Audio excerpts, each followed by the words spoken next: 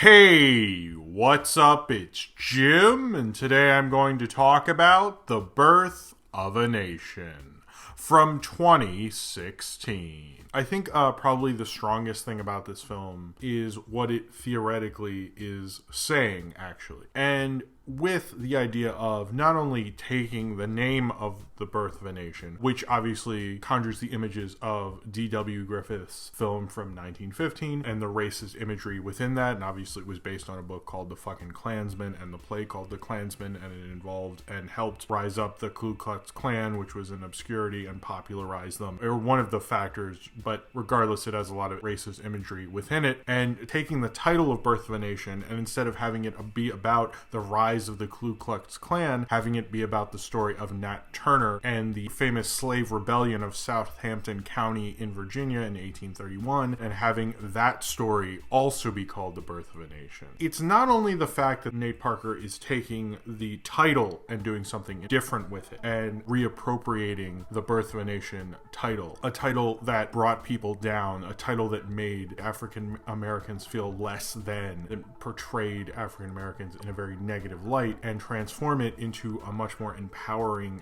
tale about Nat Turner, who obviously rebelled against slavery and fought back against his masters with an army of slaves. It's also the idea that we talk about modern films about slavery, like 12 Years a Slave. And 12 Years a Slave, although a very good movie, I don't know if I'd really want to watch 12 Years a Slave again. That doesn't mean I hate 12 Years a Slave. I thought it was a very good movie. But it's not a very digestible, audience-friendly, populist kind of film. And Birth of a Nation is. It feels almost structurally more like a superhero movie. It feels more like a modern action film. It feels easier to go down. Honestly, I would maybe watch The Birth of a Nation again, while also not, when I say that, not taking away the biting edge of showing you slavery, of showing you the horrors of it, showing you how rough it got, and showing you why Nat Turner wanted to rebel after seeing all of this. And Nate Parker does a very good job of doing that in a way that I think probably a better way to show change and make people confront history is actually put it in a movie that they'll probably watch more than once, that will be in their homes, in their DVD collections if people still bought those. That will actually end up doing far more. Although 12 Years a Slave is a great film and I really love 12 Years a Slave, and I think 12 Years a Slave is actually a better film than Birth of a Nation, Birth of a Nation does it in a way that people are cheering in the audience, and they're not cheering at someone fighting some imaginary villain or fighting a villain that isn't based in real life. This is a true story. It's almost made, even though it was obviously an independent film because of the little Sundance thing and such, it feels like almost like a studio-made Oscar movie. And to have a studio-made Oscar movie about Nat Turner rather than,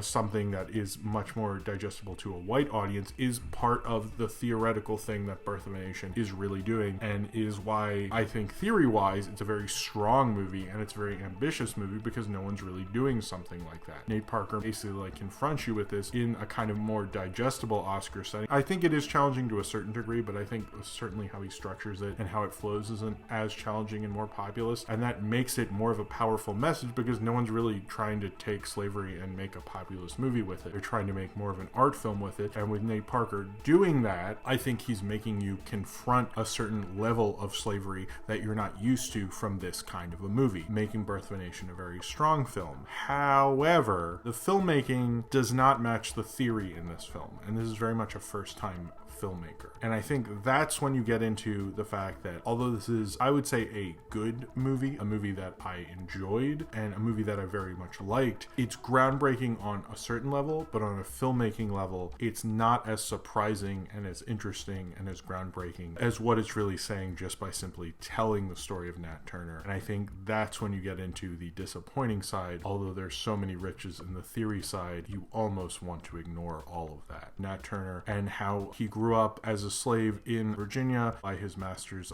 the Turners, and eventually becoming a preacher and then touring the South as kind of a way to calm down the various slaves through his preaching, and then his master would actually get paid for what Nat Turner was doing, basically. Nat Turner is played by Nate Parker, and his master is played by Armie Hammer. While Nat Turner is on the road and preaching and making money for his master, he sees the various horrible conditions that other slaves are put in and suddenly starts to question a lot of what is going on. And although he has been treated in a better way, I guess, even though he's still a slave, so it's not like that much better, but he's treated a lot better than most of the slaves that he is going to preach to. He starts to having different feelings about it, and through the teaching of the Lord, starts to read about how maybe he shouldn't be enslaved and that he should actually rebel, and starts a slave revolution against his masters after how horrible that he and all the other slaves in America, particularly in Virginia, are treated at the time. Nate Parker directed this film, and although this is his first film as a director,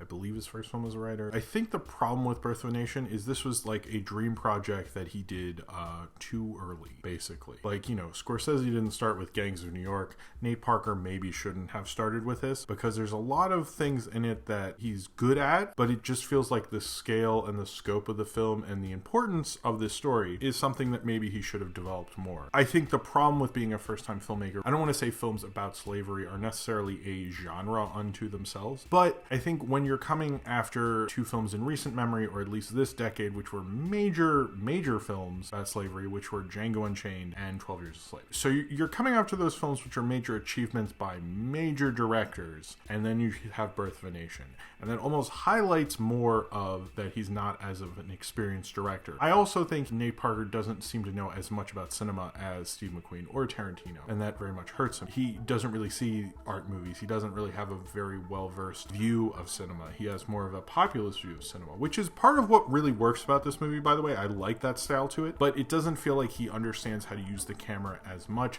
He's not, particularly the whole slave rebellion, which is like what they're selling this movie on. That's what Nat Turner's most famous for. So let's see it. Let's see this awesome rebellion. This is going to be cool. And even though the audience I saw it with clapped and laughed every time some white guy would get killed, which to be honest I thought was really funny. I don't know, it made the movie a lot more fun for me. Okay, so you have this whole slave rebellion, and you'd think that part's going to be really good, but it doesn't feel like he's as accomplished as an action director and doing a thrilling sequence, and you really have to be a very good filmmaker to do sequences like that. That's just not me going like, I want to see more blood and gore and stuff. That's highlighting that you really have to be in command of the screen of your camera to do those sequences. And although they were fine, it's like not as good as it could have been. I think probably one of the more noteworthy slave rebellions, I'm not a history person, but it's at least one I'd at least heard of before. And I think it's more about telling that story. Nate Parker clearly cares more about being able to tell the story than the technical side of telling the story. I think how he tells the story is actually kind of interesting, because I think a lot of filmmakers might have overthought it. That might be also highlight some of Nate Parker's weaknesses as a director, that I don't think he overthought a lot of these things. I think he used just simple genres that he was used to as a viewer, or at least that's what it seems like through watching the film. Could have an amazing sequence that has a lot of emotional drama and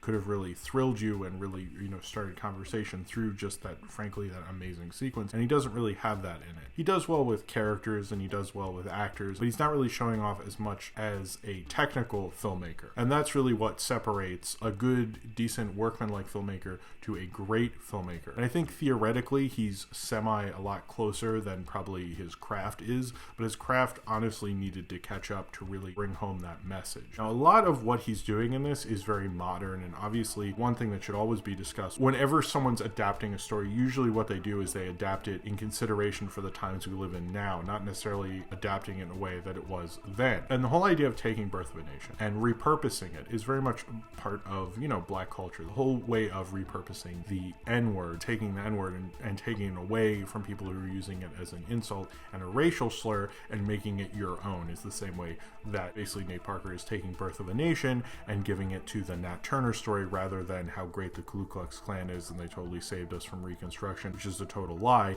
and he does something with it. I think that's a really empowering message, particularly, we're in the era of Black Lives Matter, and I think the whole idea and the whole way to smack this down for being historically inaccurate, which there's no way to make a Nat Turner story to make it historically accurate. We know so little. Most of what we do know, we're not even sure how much of it is true or not, and so it's like you were never going to make a perfectly historically accurate, precise Nat Turner movie. And I think taking the title of the film that actually, financially did start feature films being a business model that that major studios would use up until this day to the fact that they can make a film about Nat Turner and call it The Birth of a Nation is part and wrapped up in all of that. And that's kind of the modern interpretation that Nate Parker does quite well. It's just I wish the filmmaking element had been there. Now, Nate Parker is actually fairly good. He doesn't give a performance that I'm just like thrilled by. I think he does a good performance within the kind of film that it is, but it's not like an amazing actor performance that I'll see him in anything. He has got me more interested in him through watching this film, and he was in Eighth and Body Saints. I don't really remember him in it, and it actually made me think maybe I should actually see Beyond the Lights and maybe see more stuff he's in. There's certain performances. Armie Hammer's really good in this. His masters in this film, particularly played by Penelope Ann Miller and Armie Hammer, aren't portrayed just like they're just super evil and one-dimensional, which makes it even more interesting. I think Armie Hammer was particularly probably one of the standouts of this film, and a different kind of Armie Hammer performance, right when I'd kind of just forgotten about Armie Hammer. I like Gabrielle Union in this. I like Aja Naomi King, who most people know from How to Get Away with Murder, but she's very good in this and a very different performance from what you're used to from her. And it's so different, like even her body language is. Gabrielle Union as well, like I almost didn't recognize Gabrielle Union. I don't know how I didn't recognize Gabrielle, because I actually really like Gabrielle Union, and I didn't recognize her in this film, which says a lot about the power of her performance. I think, the one thing that is troubling and you can read into, and because of the rape allegations and all that, is that the sister of the woman who then killed herself said that she finds, how rape is used within this film a little disturbing, even if that rape case wasn't there, which amplifies how disturbing it is the idea that Nat Turner, that's what pushes him over the edge to finally, have this rebellion. And Nat Turner, to our understanding, there's nothing historically backing up that Nat Turner actually did have a wife. That didn't actually happen. And so why Nate Parker decided to put that in there, knowing his past, I do think a lot of that is him using kind of the whole idea of this movie's so structured like a superhero movie, and the whole, origin story idea of this film, and that kind of plays into the mainstream Hollywoodization and misrepresenting feminine sexuality that really I think The Birth of a Nation unfortunately does. It's progressive in certain regards. It's not progressive, especially in terms of sexuality. And I think that's kind of the one part I'd say that's very problematic in it.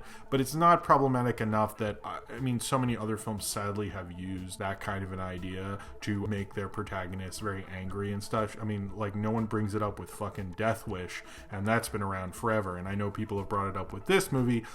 However, I still think it's something that should be brought up with Death Wish, but it's a little perplexing that you only bring it up here. I don't hear it bring up with Death Wish or any other film, and I agree that because of Nate Parker's allegations that it is amplified, but it's still a little disturbing, and it's very much a hallmark of 70s revenge movies. So the fact that he uses that also shows that he understands modern action films, he understands modern superhero films, and clearly likes them, and that he took Nat Turner and did it in more of like a Bravehearty, very digestible superhero way is very interesting. I don't think he's as accomplished as much of a filmmaker as people who are, actually making superhero movies right now, but it is interesting that he used the framework of this for Nat Turner. It's a film that theoretically makes me think a lot, but the film and the filmmaking doesn't make me think as much from it and from the characters and stuff. But I think it's a film that you can watch and will be surprised how he does a movie about slavery. I think Django Unchained is probably a much better made film and says maybe a little bit more with it, more interesting things with it. But what he's doing with Nat Turner and within this film, I think is very interesting, and how he does it. Maybe Django is maybe a better example, and using spaghetti westerns and the whole idea of Django and the framework of the original Django to do more of an empowering type of film. And Birth of a Nation kind of says a similar thing, but using the Nat Turner story the way it does and being able to tell the Nat Turner story in the way it does, I think The Birth of a Nation is able to pull off a very empowering historical story, even though it ended in a very horrible way, even having a really good title card sequence that shocked myself. I never see end title cards like this is what happened right after actually work as well. I don't think this is an incredible, amazing movie, but I think you could really get into what an Oscar movie is. And an Oscar movie usually are not films that for me are always the best movies. It's like Spotlight is a good movie. I enjoy it to a certain regard, but the filmmaking wise, I think it's very weak. And within that kind of guise, I think The Birth of a Nation is probably one of those that is made made with more of an eyes to combat kind of the whole idea of white Oscars and to come out of the idea of Black Lives Matter and make a film that's ready for audiences. An audience-friendly kind of Oscar movie about Nat Turner is a very 2016 amazing thing, and I think Nate Parker does a very good job using that, but I don't think he's necessarily a great filmmaker, just like I don't think Spotlight was directed in the best way. I think Birth of a Nation is a decently good studio Oscar kind of a movie, even though it was independently funded, but that's the kind of guys it's going in and moving in, and you can tell Nate Parker probably doesn't see a lot of independent films. He probably sees more mainstream kind of action blockbustery things, or that's what comes through in his filmmaking. And using that to tell the story of Nate Parker is actually very progressive and different in new filmmaking, but it feels more like kind of a fluke that manages to work out and theoretically managed to work out, but at least it worked out for now, and we'll talk about how it was just kind of a fluke in his next film that maybe doesn't work or something, because I don't feel very much promise for him as a director or anything. But in terms of what is encased within this film, I thought he made a very interesting way to tell the story of Nat Turner and tell a story about slavery. Maybe the overthinking is what made 12 Years a Slave and Django better movies, but not overthinking it, I think, is what made Birth of a Nation such a kind of a uniquely underthought kind of a movie and work in the ways it does. And I think it'll probably be more of an audience-friendly movie than a lot of people expect, especially for a movie about slavery. And I think that's really the explosive thing that it's trying to do. So if you have seen The Birth of a Nation and you would like to talk about it, then comment below in the comments and subscribe if you would like to.